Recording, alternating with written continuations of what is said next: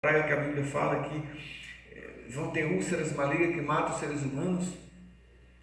As pragas, elas não vão acontecer de forma esporadicamente, não. Ela vai acontecer e todo mundo vai perceber algo de errado. Claro que todo mundo percebeu algo de errado agora com essa pandemia, né? Mas não vai ser dessa forma, não. Vai ser algo assim que vai assustar as pessoas mesmo. Vai ser algo assim que sacode, né? E aonde acontecer as pragas, vai ser coisa terrível. Vai ser terrível, dos homens se lastimarem mesmo. Entendeu? E vem a primeira, a segunda, a terceira, a quarta, a quinta, a sexta e a sétima praga, que é a volta do Senhor Jesus. Que é a volta do Senhor Jesus. Durante esses períodos das 7 pragas, as coisas vão acontecer com os ímpios, porém quem está salvo, porque a Bíblia diz assim: o justo continua na prática da justiça prática. Então isso significa que a justiça tem uma prática.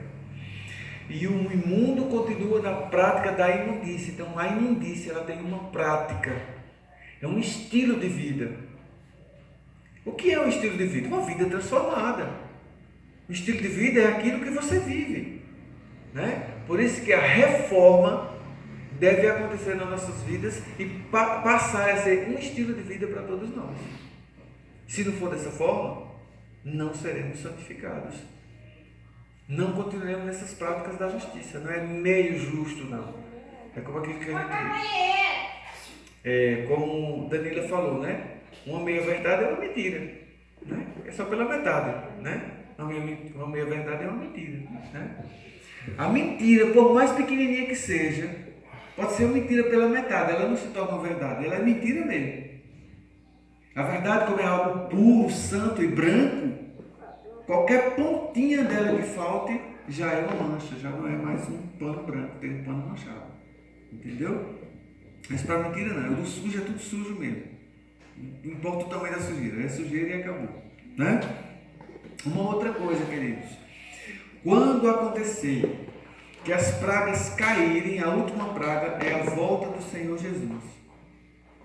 A volta do Senhor Jesus, que é a última praga. Deu início a última praga, também dá início a uma outra fase aqui no mundo. Qual é a outra fase? O milênio. No primeiro dia da volta de Jesus é início do milênio. É início do milênio. O milênio, ninguém vai viver de forma comum. Por que não vai viver de forma comum? Porque Satanás, ele hoje vive liberto, tentando e maltratando as pessoas. Durante o milênio, a Bíblia diz que ele vai estar acorrentado, não tem a quem tentar. Durante as pragas e durante o período que nós estamos vivendo aqui, nós estamos vendo pessoas sofrerem e pessoas serem felizes, pessoas casando, pessoas dando em casamento, pessoas adoecendo, pessoas morrendo e aí cada um cuidando da sua vida. Durante o milênio, ou você está no céu com Cristo ou está morto aqui na terra. Então a situação é essa e não tem outra parecida. Ou morto eternamente ou vivo para a eternidade. É o início da nova vida. O milênio, a volta de Jesus ainda determina o início desse milênio. A descida da Nova Jerusalém para aqui para a terra determina o final do milênio. No final do milênio, os que morreram, as pessoas que morreram ressuscitam injustamente. Na volta de Jesus, os justos ressuscitam primeiro. Esse é um outro estudo que agora a gente não tem como fazer estudo do milênio.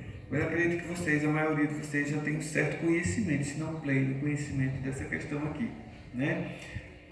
Mas o que nós queríamos aprender nessa manhã são essas sequências que irão acontecer antes da volta de Jesus, para que a gente não fique atrapalhado, né, com relação aos acontecimentos. Mas o que mais implica na questão dos acontecimentos e que tem que acontecer com cada um de nós é a primeira etapa para o nosso crescimento espiritual, que é uma reforma. A segunda, se é uma reforma provocada pelo seu desejo de salvação, automaticamente acontece um reavivamento em você. Você começa um reavivamento espiritual. E dentro desse reavivamento espiritual, vai descer o Espírito Santo sobre você, sobre cada um de nós. E seremos transformados e receberemos a plenitude do Espírito, como a Bíblia fala. E para isso é necessário um preparativo para cada um de nós. Se nós não nos prepararmos hoje diante do conhecimento que temos, e se ainda não temos o conhecimento pleno, devemos buscar esse conhecimento, precisamos sim. Sem isso, não terá salvação para nenhum de nós. E que nesta manhã nós possamos ter essa consciência de que precisamos, para um reavivamento, para uma reforma, uma prática, né? E não podemos deixar aquilo para nós, temos que levar para outras pessoas.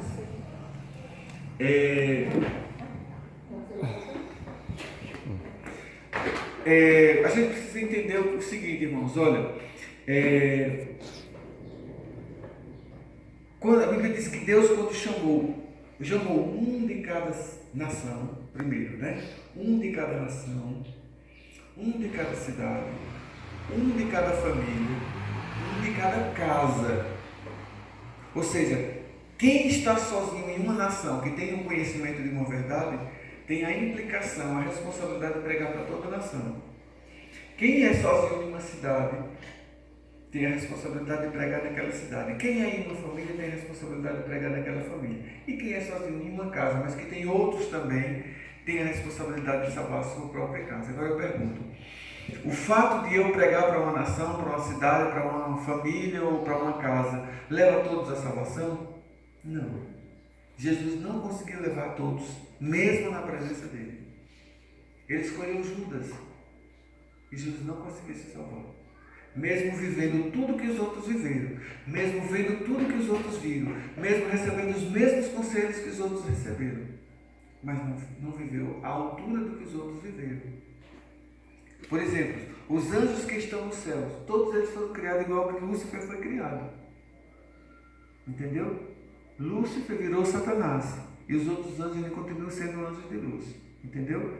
Tiveram a mesma educação, a mesma criação, o mesmo Deus, porém destinos diferentes. Escolhas. Hoje nós precisamos ter escolhas para poder chegarmos ao objetivo que nós queremos chegar. Sem as escolhas, sem as decisões, a gente não consegue chegar lá.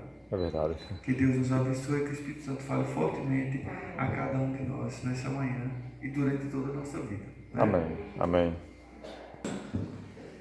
Santo e amado Pai, quão rica, ó Deus, e quão maravilhosa é a Tua palavra, cheia de informações, ó Deus, que nos enriquece espiritualmente.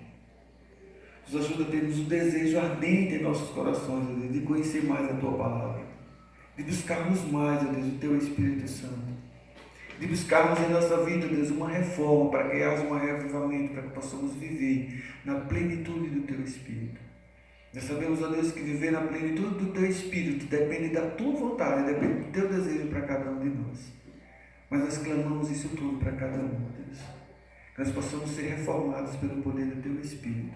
Nos convida, Pai, nos sacode. Nós somos débeis, nós somos fracos e pecadores, mas precisamos, necessitamos do Senhor. Tudo isso, ó Pai, nós te pedimos e te agradecemos. No doce nome do Teu Filho amado Jesus. Amém. Amém. Amém. Irmãos, olha, o desejo de Deus para cada um de nós é que as nossas decisões sejam baseadas nos sonhos de Deus para nós, né? E os sonhos de Deus para nós são muito maiores do que os nossos. Eu acho muito interessante aquela música que fala, né, que os sonhos de Deus é maiores do que os nossos, né, os nossos sonhos. Queridos, eu vou falar nessa manhã sobre um assunto que é quase que, como aquele hino fala, um dia ele esclarecerá, né? Uma certa vez, vou contar aqui rapidinho para vocês, uma certa vez um pregador chegou na igreja para pregar e ele começou. Ele abriu a Bíblia, lia um verso, falava de um assunto. Aí ele abria lá em outro lugar, falava de outro assunto. E ele pegava e explicava o versículo bíblico. Aí lia o outro verso, falava sobre outro assunto. Ele lia o verso e explicava sobre o assunto. E aí, quando chegou no final do culto, o sonoplasta chegou lá e falou assim, aqui, qual é o hino que eu vou botar aqui? Porque ele falou de tanta coisa e na verdade não tem um hino que fala de tanta coisa assim. Aí o sonoplasta chegou e falou assim, bota aquele hino, um dia ele esclarecerá, porque um dia Deus vai saber o que ele quis dizer. Né? O assunto de hoje é um tanto diversificado e assim, eu teria que ter um monte de textos de estudo de profecia, um monte de textos da Bíblia, mas assim, eu preparei o sermão, mas infelizmente o papel do sermão ficou em casa, que é na minha agenda, né? Eu acabei esquecendo de trazer. Mas nós vamos ler um texto base e nós vamos, de acordo com o conhecimento, e se eu lembrar de algum versículo, nós vamos lendo aqui para a gente entender o básico, que são as questões dos eventos finais. A questão dos eventos finais. A maioria dos adventistas do sétimo dia sabe das coisas que vão acontecer, mas não sabe a sequência, quando vai acontecer cada uma delas. E é bom a gente ter esse entendimento, porque às vezes a coisa está acontecendo agora e a gente pensa que vai acontecer depois daquela outra, né? É igual você querer, não, vou fazer o teto da minha casa, depois eu faço as paredes e as colunas. Não tem como, né? Primeiro vem o alicerce, depois levanta as paredes, a estrutura para o teto, depois coloca o teto, as telhas e aí se vai, né? Senão a coisa vai dar errada, né? A coisa vai dar errada. Eu gostaria que vocês abrissem as Bíblias no livro de Mateus, capítulo 24. Capítulo 24. Mateus, capítulo 24.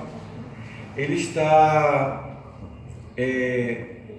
aqui tem quase todos os sinais e os eventos que vão acontecer antes da volta de Jesus. Porém, eles não estão organizados. Para vocês terem uma ideia, tem coisas que falam no Mateus capítulo 24 que já aconteceu, que está primeiro do que a própria volta de Jesus, que é o último evento que vai acontecer.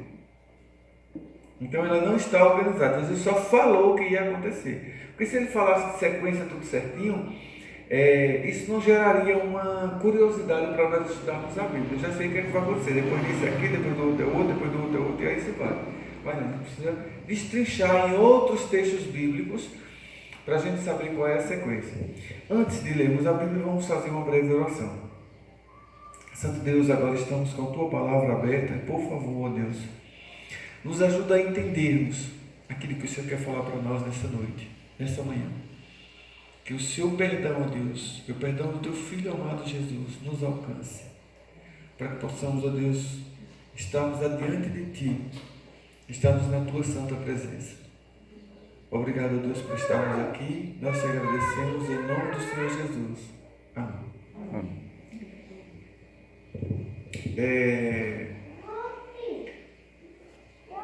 Em Mateus capítulo 24,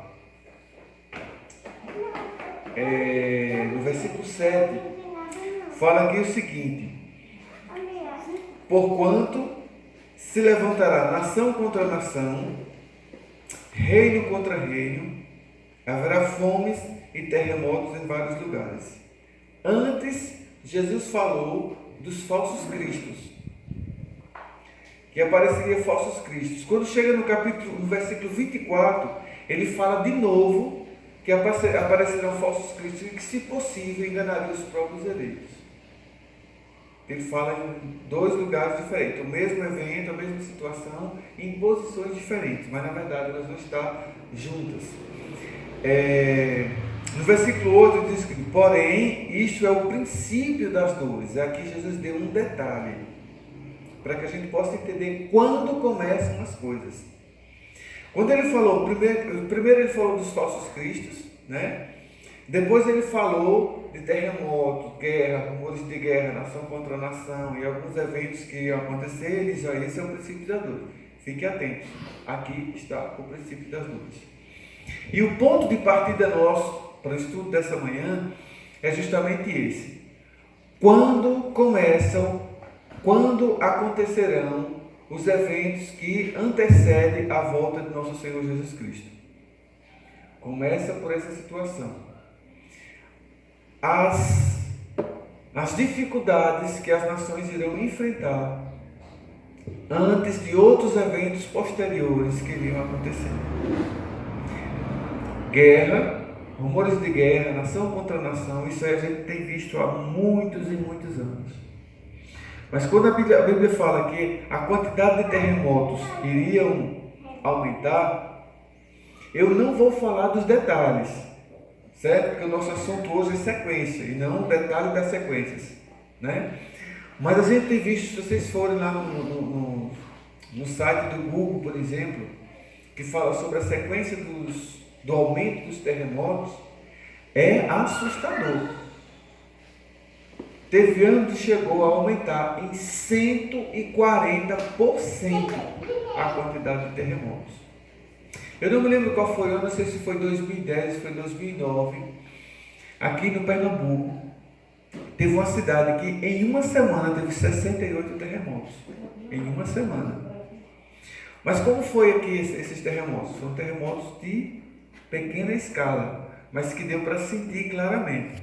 Casas se racharam, teve pontes que tiveram problemas, teve açudes que tiveram problemas, tiveram rachaduras, perderam as suas águas, as águas foram abaixo, né?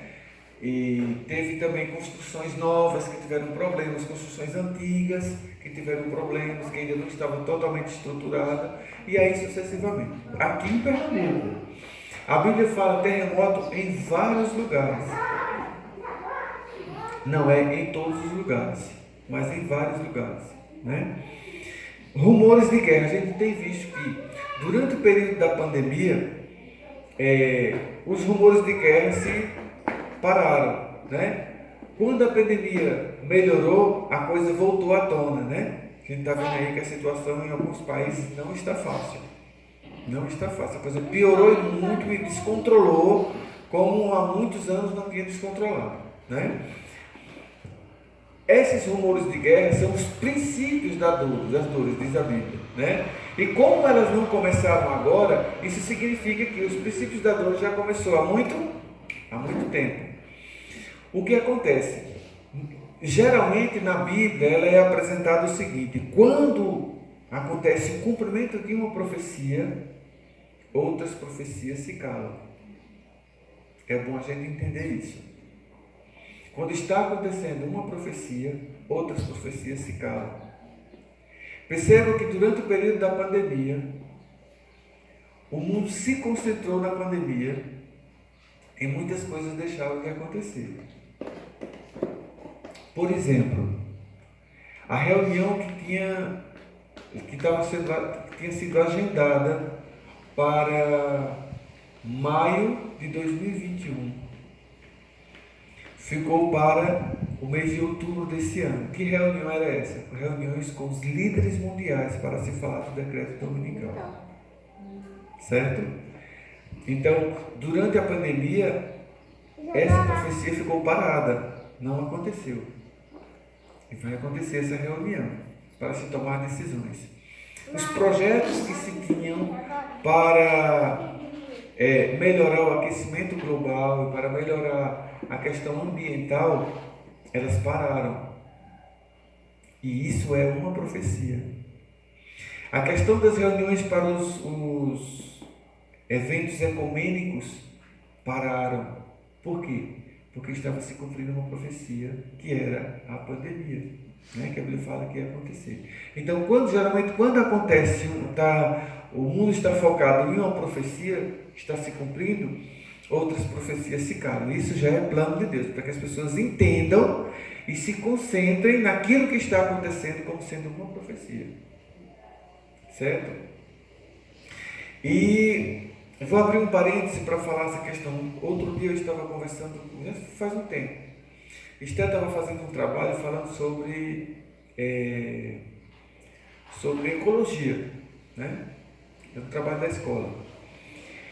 E ela me fez algumas perguntas. Eu disse: Esther, você está me fazendo essas perguntas e eu vou conversar um pouquinho com você sobre essas questões aqui. Olha, essas questões de trabalhos e essa concentração das sociedades, dos governantes, com esses trabalhos para se melhorar o meio ambiente, tudo isso aí, o decreto dominical está embutido nesses assuntos. Ela, como assim, pai? Aí eu fui falando para ela, né? Como era, por que estava assim. As pessoas, para acontecer um decreto dominical, não vai chegar assim, não. Agora vocês vão ser obrigados a guardar o domingo e acabou, e é o domingo e acabou. Não, não é assim. Primeiro vem leis embutidas ali, que vão levando os homens a mudarem a sua cabeça. Um detalhe, a pandemia agora serviu para entender que quando o mundo para, a ecologia melhora, o meio ambiente melhora, né? Eu estava vendo numa reportagem, se não me engano foi no Fantástico, ou foi no Globo Repórter, isso foi no Fantástico, mostrando uma foto de uma cidade lá do Japão, que é uma cidade, esqueci como é o nome da cidade, que é uma cidade onde tem muitas indústrias, né? Muitas fábricas, e uma mancha vermelha e uma mancha branca ao redor. E isso em 2019. 2021 tem só um triozinho branco em cima da cidade e a mancha vermelha desapareceu. Ou seja, a parte totalmente poluída da cidade e a parte meio poluída, ficou pequenininha, né? E a parte totalmente poluída desapareceu. Ficou só a meio poluída, que é a partezinha branca que tem ao redor da cidade. Na China, por exemplo, nas cidades onde são concentração de fabricações de eletrônicos, uma mancha vermelha enorme, uma mancha amarela ao redor e uma mancha branca ao redor da mancha amarela. Ficou somente a parte branca. A vermelha e a amarela desapareceu. Então deu para entender que o que prejudica a natureza são as atividades humanas, né? Então, quando se fala de decreto dominical, se fala de uma parada, né? E uma semana tem sete dias, né? E se um dia deles ficar parado, já é um grande resultado, né? E o plano e o projeto do decreto dominical engloba essa questão. O Papa não fala de santificação, ele só fala do meio ambiente. Só fala do meio ambiente. E quem é o louco que vai pensar de tal forma o suficiente que não para salvar o meio ambiente? Não é verdade? Quem são esses loucos? Os adventistas que não vão aceitar. E aí começa a perseguição. Certo? E aí começa a perseguição. Mas quando é isso? Tem uma sequência, né? Tem uma sequência. Primeiro acontece os sinais da volta de Jesus, eles se intensificam, vem algumas profecias que vão acontecer, e depois de surgir o decreto dominical, né? Antes vem esses rumores, antes vem esses prenúncios, né? Eles estão preparando o caminho. Tudo isso que a gente está vendo nessas reuniões agora. Uma outra coisa, essa questão da teologia de gênero, né? Que não tem mais macho nem fêmea, né? Você escolhe o que você quer ser. Você escolhe o que você quer ser. Isso aí tem muito a ver também com as profecias que estão para se cumprir no futuro. Muito, muito a ver. Não temos tempo agora para falar, mas tem muito a ver. E isso é justamente um sinal da volta de Jesus. Que assim como Sodoma e Gomorra, né? A Bíblia fala, assim como o povo de Sodoma e Gomorra, como o casal se estava em casamento, como eles viviam ali daquela forma, veio repentina destruição para eles, assim também será no final dos tempos. O apóstolo Lucas, ele fala claramente essa questão aí. E Ellen White fala que o que fez Deus destruir a cidade de Sodoma e Gomorra e não mais existir e não ter perdão para ninguém foi justamente por conta da prostituição que estava ali. Por causa da prostituição. Por outras questões, a violência que eles tinham e a ambição que eles tinham, Deus tolerava. Por exemplo, a cidade de Nínive era uma cidade extremamente violenta. Mas Deus salvou a cidade de Nínive. Só foi dizer, se vocês não pararem com a violência de vocês, Deus vai destruir a cidade. O governo, o rei de lá chegou e disse, vamos parar, a partir de hoje não mais violência. Agora vá o rei dizer, a partir de hoje não mais prostituição, para ver se acontece. Prostituição é uma coisa que vicia as pessoas. As pessoas trocam as suas próprias vidas pelo vício. Ou seja, é uma coisa enfreada, é uma coisa descontrolada. Não tem breque para isso. Não tem freio para a prostituição e para o vício. Né? Uma pessoa, para vencer o vício, ela precisa passar por um tratamento especial para isso, se ela quiser. Se ela não quiser, não tem jeito. Né? E o povo de Sodoma foi destruído justamente por isso. O vício deles era prostituição. E por isso foram destruídos. Né? Então, essa questão aí que se está estudando, né, sobre a teologia de gênero, a ideologia de gêneros, isso significa que o povo vão ficar viciado sem jeito nenhum para eles. Não é verdade? Isso também é rumores. Aconteceu essas profecias, vem o decreto dominical. Junto com o decreto dominical, haverá um povo aqui na terra que já está se preparando. Esse preparativo é por meio de reforma. É por isso que Ellen White diz que tem que haver uma reforma de saúde no meio do povo de Deus. A igreja prega que tem que haver uma reforma, a igreja prega que nós temos que mudar nossa alimentação, nosso estilo de vida, mas poucas pessoas têm forças para isso. Mas todos têm na cabeça, no seu entendimento, que precisa mudar. Vou abrir um parênteses para falar uma coisa aqui. Ellen White diz o seguinte, que o que diferencia o povo de Deus do povo do mundo é o conhecimento. E eu não entendi quando eu li aquilo ali. Como assim o conhecimento? Quer dizer, só porque a pessoa conhece, já faz parte do povo de Deus? Sim. Mas isso não significa que o povo de Deus todos serão salvos. Dentro do povo de Deus existe, a Bíblia deixa bem claro que tem que haver o quê? Um remanescente. Tem que haver um remanescente no meio do povo de Deus. O povo de Deus são aqueles que conhecem a verdade de Deus. E o remanescente são aqueles que decidem viver dentro dessa verdade. Vocês entendem? Ela disse que o que diferenciava o povo de Deus, o povo de Israel, do povo que não era o povo de Deus das outras nações, não é porque eles eram desobedientes, não. Porque muitas vezes o povo de Israel, a Bíblia deixa bem claro que o povo de Israel fez pior do que as outras nações que não conheciam Deus, mas permaneciam sendo o povo de Deus. Por quê? Porque tinham conhecimento do Deus vivo. Quando se levantava um profeta ou um rei que dizia assim, a partir de agora obediência a Deus, o povo sabia o que tinha que fazer. O povo sabia como era que fazia o sacrifício, o povo sabia como era que guardava o sábado, o povo sabia como era que honrava a Deus, o povo sabia como era que pelejava com a arca da aliança, o povo sabia como era que fazia os sacrifícios no santuário, eles sabiam de tudo, porque eles tinham o conhecimento. E era o povo de Deus. Eram remanescentes? Não, não eram. Alguns entre eles eram remanescentes. Entendeu? Mas era o povo de Deus. E é por isso que ela diz que nós, como adventistas do sétimo dia, que conhecemos a verdade, nós temos que pregar essa verdade para as pessoas.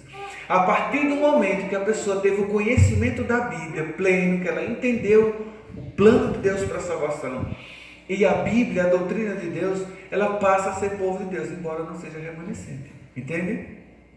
Embora não seja um remanescente, mas já faz parte do povo de Deus. E quando as coisas começarem a acontecer, se ela quiser se salvar, ela vai passar por uma reforma, porque ela conhece o movimento da reforma. Ela vai passar por um reavivamento e vai fazer parte do povo de Deus, dentro do reavivamento, dentro do remanescente. Deu para vocês entenderem até aqui? Por isso que a gente precisa pregar o Evangelho.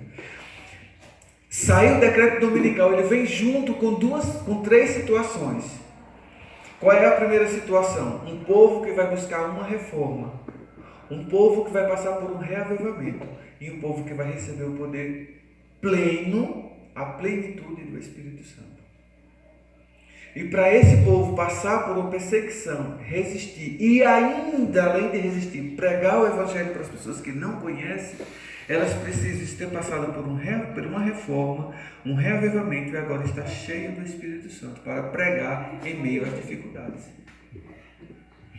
Durante esse período que o povo de Deus vai ser reavivado, Satanás vai se levantar com grande fúria. E é aí onde vai acontecer o versículo 24. Que os enganos satânicos serão de tal forma que, se possível, enganariam os próprios eleitos. Eu já preguei aqui na Boa Vista, se eu não me engano, 2 vezes sobre engano satânico dos últimos dias. Se vocês pegaram o livro Eventos Finais e vocês forem lá para o capítulo 11, engano satânico dos últimos dias, vocês vão ver quão vai ser difícil quando Satanás se personificar de Cristo aqui na terra. E quando é que isso vai acontecer? Quando o povo de Deus for reavivado e receber a plenitude do Espírito Santo.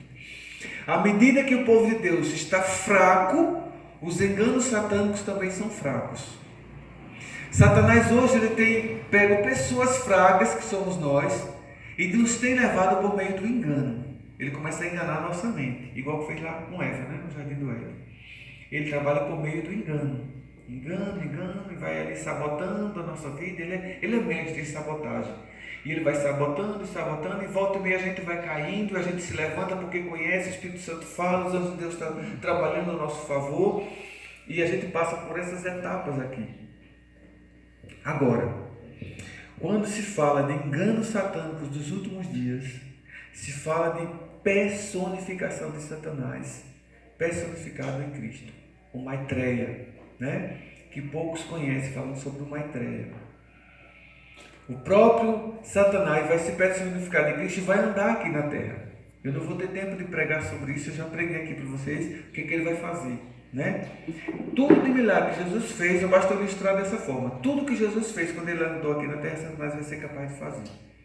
Até ressuscitar mortos, entre aspas, né?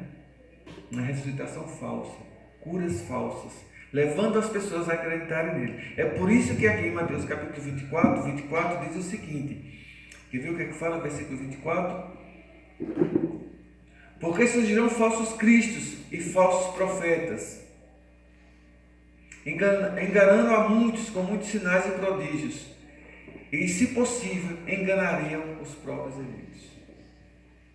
Como é enganar os próprios eleitos? Quem são os eleitos? São aquelas pessoas que passaram pelas partes que eu falei para vocês. Uma reforma, um reavivamento e uma plenitude do Espírito Santo. Quase que esse povo era enganado pelos enganos satânicos dos últimos dias. Quase, se possível, enganaria os próprios eleitos. Por quê? Porque os enganos satânicos são muito fortes. São coisas muito poderosas que Satanás vai fazer. E aí ele vai lançar a ideia de que realmente o sábado passou e que o domingo é o dia santificado por Deus. E quem não tem o conhecimento da Bíblia, quem não faz parte do povo de Deus vai cair. Mas quem faz parte do povo de Deus vai entender, tem alguma coisa de errado aqui. Se a Bíblia deixa bem claro, e eu entendo a Bíblia, e eu conheço que o sábado é santo e não domingo, tem alguma coisa errada com esse homem. A Bíblia não fala isso, é um despertar. Tem pessoas que conhecem a verdade, mas que ainda não estão nesse caminho da plenitude do Espírito. Ellen White deixa bem claro que elas vão se converter.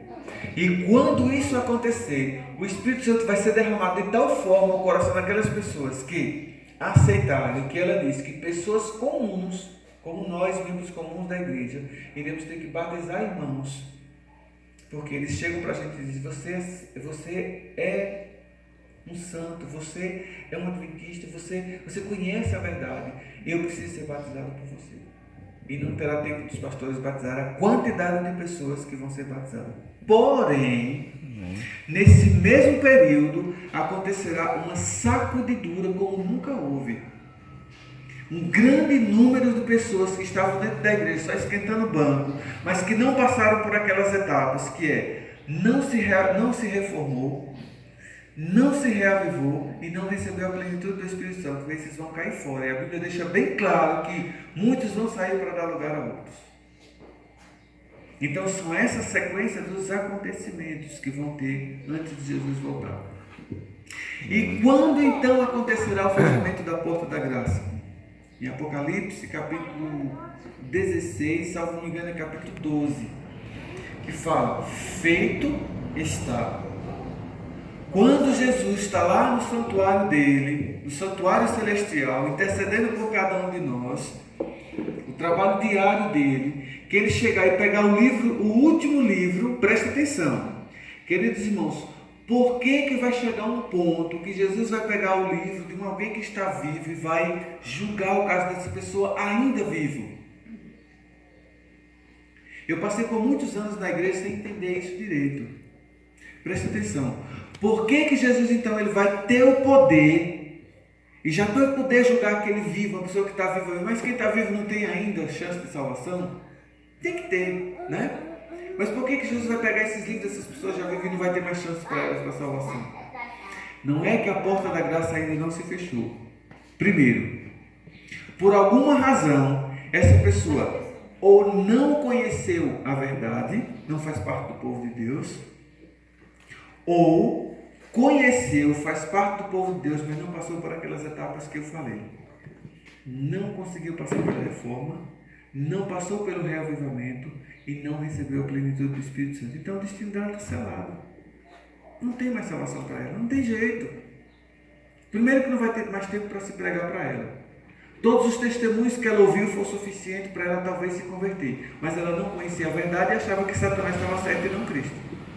Entendeu? E aí não tem mais salvação para ela.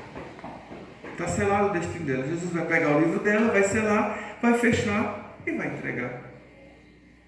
Quando pegar o último livro da última pessoa, que não tem mais ninguém para julgar, a Bíblia diz que surgiu uma voz altíssima vindo do trono, vindo do santuário, aliás, do lugar santíssimo, e disse: feito está. Ou seja, acabou. Que momento é esse? O fechamento da porta da graça. Já não tem mais salvação para ninguém. Em sequência a isso daí, o povo de Deus já fez tudo o que podia, já passou pela reforma, já passou pelo reavivamento, já estão vivendo na plenitude do Espírito Santo, a perseguição está cerrada aqui na terra. A perseguição não vai ser igual em todos os lugares, certo? Em alguns lugares a perseguição vai ser mais leve, em outros lugares a perseguição vai ser mais feroz, vai ser de morte mesmo. Por isso que Ellen White diz que todos nós devemos ter um cantinho na roça para nós nos refugiarmos. Nesse cantinho da roça, ela diz que nós devemos ter o quê? Variedade de frutas. Hoje eu plantei na malhatória. Variedade de frutas, variedade de plantas. Por quê? O caju dá em um tempo, manga dá em outro tempo, a laranja ela tem um tempo que ela dá mais, né?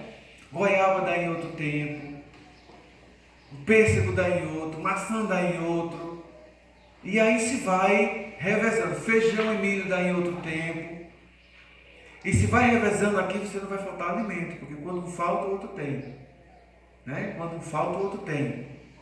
E aí você vai chegar um período quando o decreto dominical sai mesmo, que for lei, que a Bíblia fala que você não pode mais comprar nem vender, que agora o que você vai fazer? Como é que você vai comer? Você tem que ter estoque. E ela fala que você tem que ter um animal para você tirar leite, uma vaca, uma cabra, entendeu? A depender da localidade onde você mora. Uma outra coisa que ela aconselha, que você tenha cana de açúcar, por exemplo, que você tenha colmeia de abelhas para você tirar mel. Tudo isso são planejamentos. E tem, por exemplo, eu conheço um irmão que ele está morando na Chapada Diamantina, ele tem uma fazenda, ele está preparando tudo isso. Ele está plantando diversos tipos de plantas, ele tem colmeia, ele está com plantio de cana, tudo já está preparado para ele passar por esse período. Ele disse: eu não sei se eu vou passar, mas eu tenho minha filha. Ela conhece a verdade, ela é adventista, se não for para mim, pode ser para ela. E se não for para mim e para ela, todo mundo sabe aqui. Ele fez tipo uma igreja na casa dele. Na casa dele tem uma sala enorme e ao redor os quartos. E tem cozinha, tem os banheiros e tal, foi tudo preparado, né? Tudo preparado para esse momento. E o que é que acontece? Nós temos que nos preparar dessa forma. Para quando surgir esse momento da perseguição, a gente tem o nosso refúgio, o nosso lugarzinho, né? O nosso lugarzinho. Oi? Eu espero que o nosso seja leve. A gente não sabe, né, como vai estar as leis do Brasil, né? Mas como a gente está vendo no Afeganistão, por exemplo, a situação lá está crítica, gravíssima. Eu diria que lá eles já estão vivendo o período do fechamento da Porta da Graça quase. O período de perseguição mais cerrada que vai ter. Vai ser bem próximo do fechamento da Porta da Graça. Porque a Bíblia diz que Satanás está com grande ira, porque sabe que pouco tempo lhe resta. E é por isso que quanto mais o Espírito Santo fala aos nossos corações, quanto mais ele vem por meio do reavivamento em nós, mais Satanás se levanta com mais ira ainda, fazendo prodígios e sinais para enganar o maior número de pessoas. Né? Pronto. Para você falar para a vovó? Terminado aqui, vem o fechamento da Porta da Graça. Quando se fechar a Porta da Graça, queridos, esse mundo já está em um caos.